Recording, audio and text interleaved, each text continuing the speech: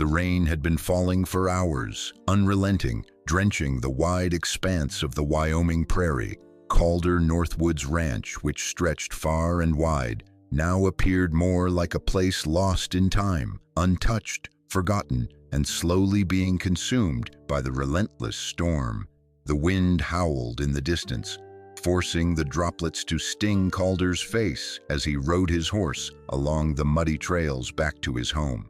The earth was soaked, and the ground beneath his horse's hooves seemed to disappear with every step, swallowed by the wet soil. It was late in the afternoon, and the sky was an ominous shade of gray, the clouds hanging low, heavy with the promise of more rain.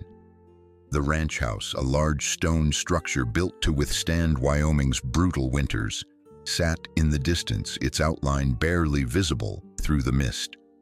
Calder had just returned from town, his brief trip a reminder of how empty and disconnected he felt from the world around him. He had everything, a sprawling ranch, cattle, and wealth, but none of it could fill the hole that had been growing inside him for years. The loneliness was suffocating. The land felt too quiet and the town too distant. It had been years since Calder had felt the comfort of companionship. His father's death had left him with a vast empire of land, but also a deep sense of emptiness. The people in town, though friendly, were nothing more than faces in the crowd, and Calder could no longer remember what it was like to have a meaningful conversation, let alone a connection. Lost in his thoughts, Calder almost didn't notice the strange sight ahead. Through the gray mist and the pounding rain, he saw her, a figure kneeling by the fence that divided his property from the rest of the world. A woman soaked to the skin, with her back bent over a section of his long-forgotten fence. She was working, her hands moving with purpose as she used a rock to hammer the broken rails back into place. Calder slowed his horse, his eyes narrowing as he took in the scene. What was she doing here in the middle of a storm, fixing something that no one had cared to repair for months? Why was she alone, working tirelessly in the rain? He couldn't understand it. It didn't make sense. Calder nudged his horse forward, curiosity and confusion gnawing at him. He had to know more. He had to find out who this woman was, what had brought her to his land, and why was she fixing something no one else had bothered to care for. The encounter. As Calder approached, the woman didn't look up from her task. The hammering sound of the rock against the fence echoed through the heavy rain, and it seemed to Calder like she had been doing this for hours. Her clothes were ragged, her skirt torn and caked with mud. She was working with the kind of determination that suggested a history of hardship. Yet there was a quiet dignity in her actions. She wasn't stealing, she wasn't destroying, she was fixing, repairing what had been broken. Calder dismounted slowly, his boots sinking into the wet ground as he stepped toward her. His presence seemed to finally draw her attention, though she didn't flinch or seem startled by his arrival. She simply lifted her gaze for a brief moment, her eyes locking with his, and for a fleeting second, Calder felt something stir inside him. There was a confidence in her eyes, a quiet strength that spoke volumes. This woman wasn't afraid of him. "You know this is private land," Calder said, his voice cutting through the rain. The woman didn't flinch. She didn't even pause in her work. "I figured," she replied, her voice calm and steady. "But your fence was falling. I hate seeing things left broken." Calder blinked, taken aback by her directness. Who was this woman, and why was she here, alone, fixing something that no one had cared about for months? His gaze softened as he watched her for a moment longer. She was working without asking for anything, not even a thank you. She wasn't looking for recognition. She simply wanted to fix what was broken. "What's your name?" Calder asked, curiosity getting the better of him. "Sadie," she answered simply without missing a beat. "Sadie? Just Sadie?" Calder repeated, still unsure. "Just Sadie," she said, continuing her task without pause. "You fix fences for free, Sadie." "I fix what's broken," she said, her voice quiet but firm. "Even if it doesn't belong to me." Calder watched her for a moment longer, trying to figure out who she was. There was something about her, something that made him want to know more. She wasn't just a random passerby. She wasn't some stranger looking for a place to stay.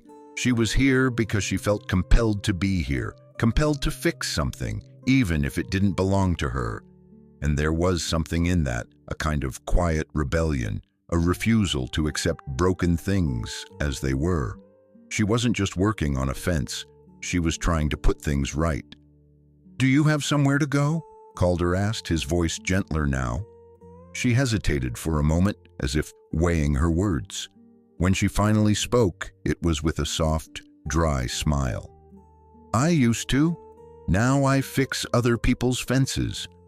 Her words landed like a heavy stone in the quiet air. It was a simple statement, but it was also a revelation. This woman wasn't just out here fixing a fence. She was running from something that had driven her to this place. And that hit Calder harder than he expected. He didn't know what to say. He couldn't imagine what she had been through or why she had ended up here, fixing a fence on his property. But something inside him told him that he couldn't just turn away. He couldn't ignore her, not when she had come this far. Calder reached into his coat and pulled out a spare flannel shirt and a wool jacket. He held them out silently.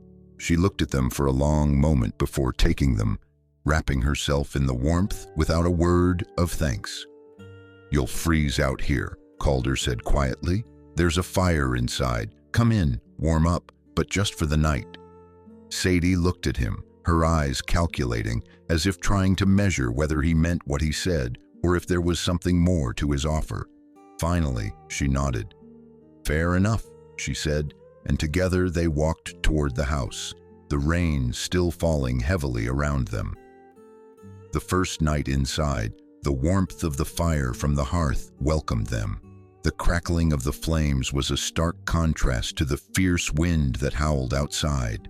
Calder watched as Sadie carefully wrapped herself in the blanket he'd given her, her hands trembling slightly from the cold. She didn't look around the room, didn't take in the comfort that surrounded her.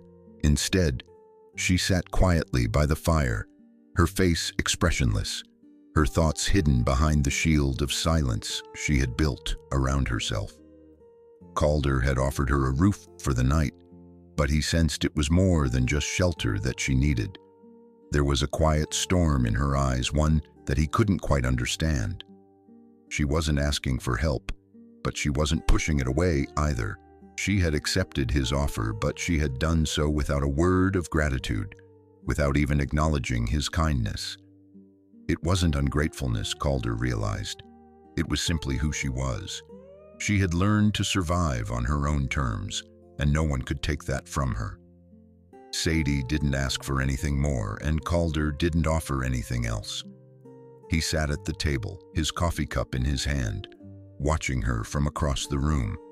He noticed the way she kept her eyes down, focused on the fire, her movements deliberate and measured. She wasn't trying to make herself comfortable. She wasn't trying to settle in.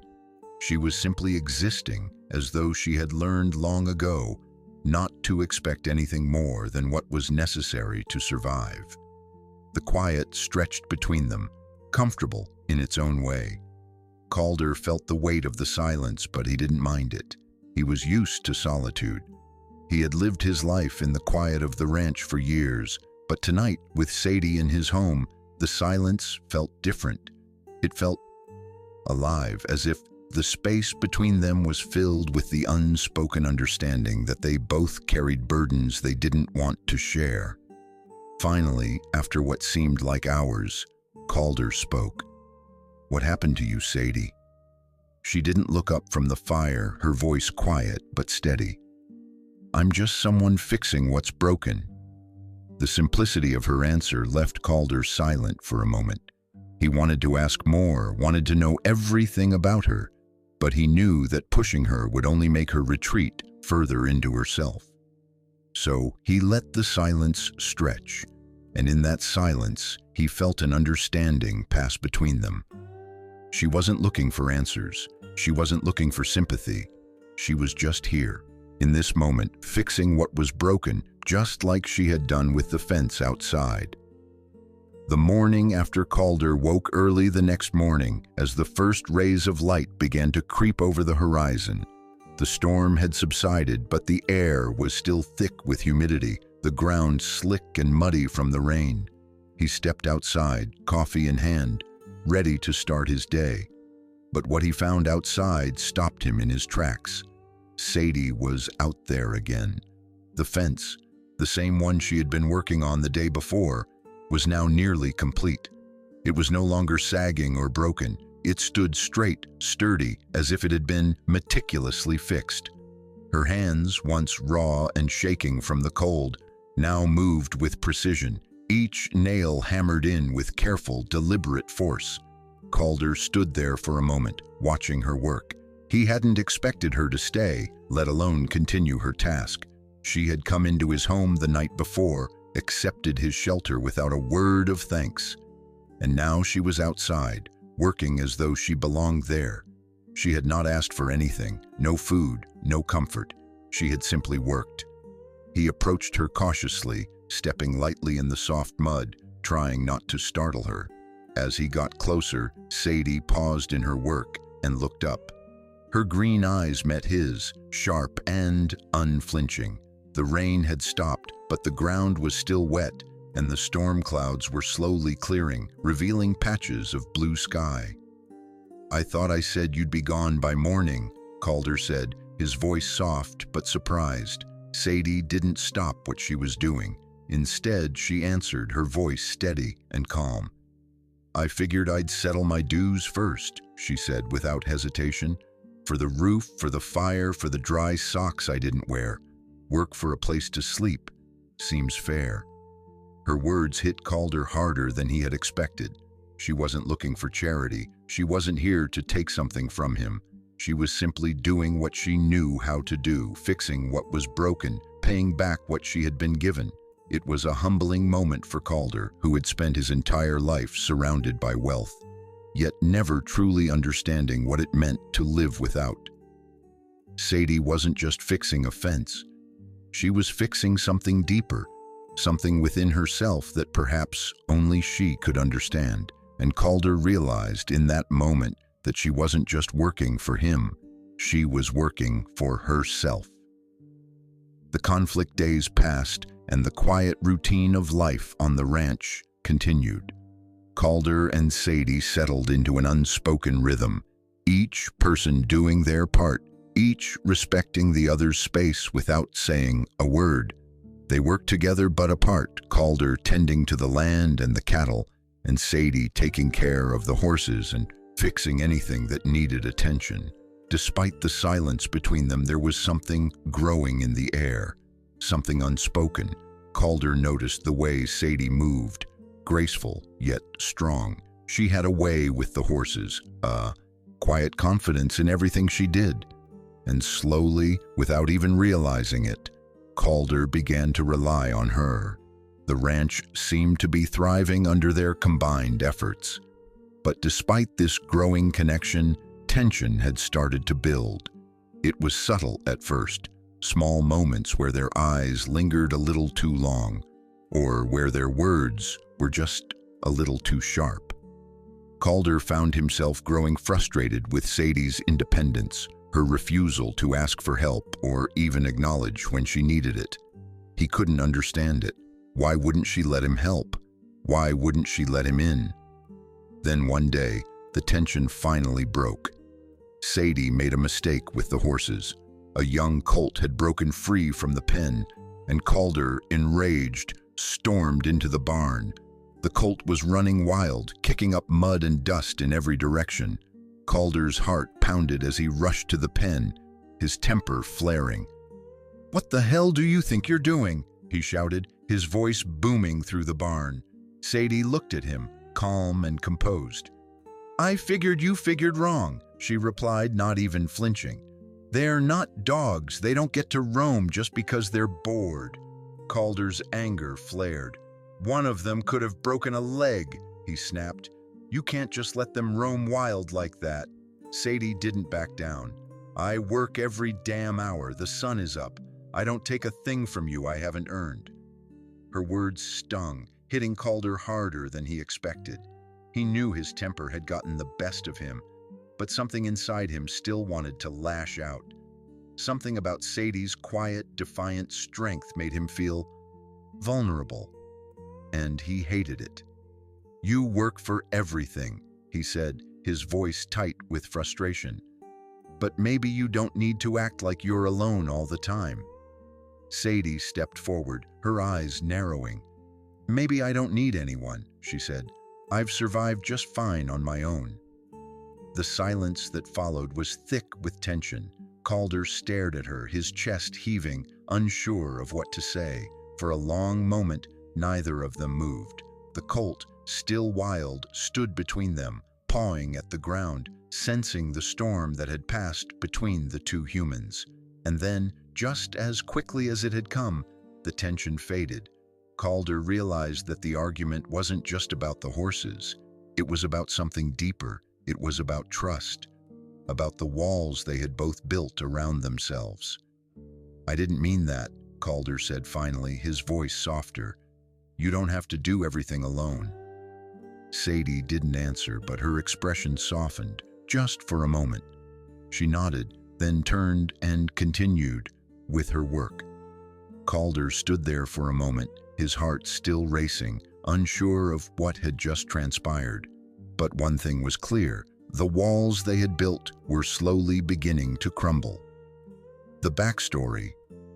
The evening passed quietly. The fire crackled in the hearth, and the wind outside howled as if it were trying to break down the door. Calder sat at the table, nursing a mug of coffee, while Sadie sat by the fire, staring into the flames. The silence between them was still, but it was no longer uncomfortable. It felt like a moment of shared understanding, even without words. Calder wanted to know more. He had caught glimpses of who Sadie was, her quiet strength, her resilience, but he didn't truly know her, and he couldn't help but wonder what had made her the way she was. Why did she push people away? Why did she refuse to ask for help? Finally, unable to resist any longer, Calder asked the question that had been on his mind for days. "What happened to you, Sadie?" Sadie didn't answer right away. She stared into the fire, her fingers tracing the rim of her mug absent-mindedly. For a long time there was nothing but the sound of the crackling fire and the wind outside. When she finally spoke, her voice was soft, almost too quiet to hear. "I wasn't always like this," she began, her eyes distant. "I came from a place, a reformatory. My mother was there too. They worked her to death. They called it reform." Calder felt his heart tighten. He had known there was more to Sadie's story, but he hadn't expected this. A reformatory, her mother. The weight of her words hit him like a hammer, and he couldn't help but feel a deep sense of pity for the woman sitting across from him. This wasn't just a runaway. This wasn't just someone looking for shelter. This was someone who had been broken by the world, someone who had been forced to fight for everything she had. "They said she committed suicide," Sadie continued, her voice barely above a whisper. "But I know it wasn't. They worked her until she couldn't take it anymore. I had to get out." The room was silent as Calder absorbed her words. He had never known anyone who had suffered like this, and the thought of what Sadie had endured made him sick to his stomach. She wasn't just running from her past. She was running from the very system that had tried to break her. He didn't know what to say. He couldn't offer any words of comfort that would take away her pain. All he could do was sit there, listening to her story, and for the first time, Calder realized that Sadie didn't need saving. She had already survived. She was a survivor, and nothing could take that away from her. Unexpected connection. As the days passed, Calder found himself watching Sadie more and more. She was quiet, efficient, and calm, but there was a strength in her that he couldn't ignore. He had always been a man who worked alone, but something about Sadie made him feel like he wasn't alone anymore. There was an unspoken bond growing between them, something that neither of them had asked for but both seemed to need. One morning, as Calder watched her working with the horses, he felt a strange pull inside him. Sadie had a way with the animals. Her movements were gentle but firm, and the horses responded to her as if they trusted her completely. It was a kind of magic, the way she could calm the wildest animals with just a touch or a word. Calder couldn't help but be impressed. "Where did you learn to work with horses like that?" he asked, his voice filled with awe. Sadie didn't look at him right away. Instead, she gently coaxed a skittish colt toward her, her hand held out to the animal, her voice soothing. "My mother," she said softly, her voice carrying a note of sadness. "She trained rescue horses before everything changed." Calder nodded, understanding. He didn't need to ask more. He knew that Sadie's mother had taught her everything she knew about horses, and he could see that, in a way, Sadie had inherited that same quiet strength. The bond between her and the animals wasn't just about training, it was about trust, something that had been hard for Sadie to give, but something she had learned to share with the animals. And perhaps, just perhaps, she would learn to share it with people too. The town's judgment. The whispers started to grow louder. Calder could hear them at the market, in the shops, in the local pub. People had started talking about Sadie. They weren't just curious anymore, they were concerned. Some said she was a criminal, others whispered about her past, about the reformatory and her escape. It was like they couldn't let go of the idea that she didn't belong here. And Calder, as much as he tried to ignore it, couldn't escape the pressure. The small town had a way of judging, of looking down on anyone who didn't fit their narrow view of the world. Calder had always prided himself on his independence, but now, as the rumors about Sadie spread, he felt the weight of his choices. He knew he had to make a stand. He couldn't let the town dictate his life or the life of someone who had done nothing wrong. Sadie was here because she had nowhere else to go, and she was doing the best she could to rebuild her life. But people didn't see that. They only saw what they wanted to see. One afternoon, Calder rode into town to get some supplies. As he passed the market square, he could feel the eyes on him, the whispers behind his back. He didn't stop. He kept his head high, his gaze fixed ahead, and walked straight to the butcher's stand.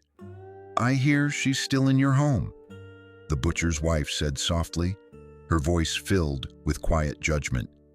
Calder didn't look at her, but he knew what she was implying. She wasn't the only one who had heard the rumors. They were spreading like wildfire, and soon everyone would be talking about it. The bounty hunter. Just when Calder thought things couldn't get any worse, the past came calling. A bounty hunter rode into town one day, looking for Sadie. He was tall, lean, and wore a dark coat that flapped in the wind as he dismounted from his horse.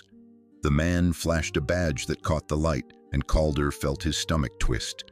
"I'm looking for a girl," the bounty hunter said, his voice cold and calculating. "Sadie Blake. She's a fugitive, and I've got a reward for her." Calder felt his heart skip a beat. This was it, the moment he had been dreading. Sadie's past had finally caught up with her, but Calder wasn't going to let this man take her. Without thinking, Calder stepped forward, his hand going to the rifle slung over his shoulder. "She's not going anywhere," he said, his voice low but firm. The bounty hunter studied Calder for a moment, then shook his head. "You don't want to get involved in this, friend," he said. "She's worth $50 to me, and you're standing in my way." But Calder wasn't afraid. "She's not your property," he said, his voice colder now. "And if you want to take her, you'll have to go through me first." The bounty hunter paused, considering Calder's words. He then gave a half-hearted shrug and mounted his horse. "You'll regret this," he muttered as he turned and rode away. Sadie had been watching from a distance, and as Calder turned to face her, he saw the relief in her eyes. She didn't say a word, but her gaze spoke volumes. Calder had just made a choice to protect her, to stand by her no matter the cost. The conclusion. In the days that followed, Calder and Sadie settled into a new rhythm. The town's judgment still hung in the air, but Calder didn't care. He had made his choice. Sadie was a part of his life now, and he would protect her, no matter what. One evening, as they sat together on the porch, Calder turned to Sadie. "You came a long way for someone who didn't plan to stay," he said, his voice filled with emotion. Sadie smiled, her eyes softening. "I stopped running the moment you gave me a roof I didn't have to hide under." And just like that, everything changed. They rode side by side into the future, their bond unbroken. They had found something more than survival. They had found love, and together, they would face whatever the world threw at them.